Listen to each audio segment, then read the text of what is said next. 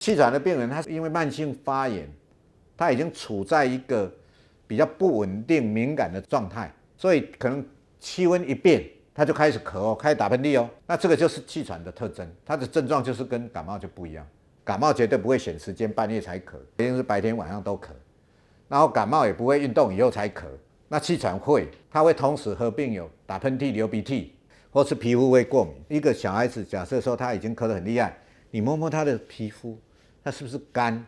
是不是常痒、常抓？如果有，那大概这个咳嗽应该是气喘的机会就大了。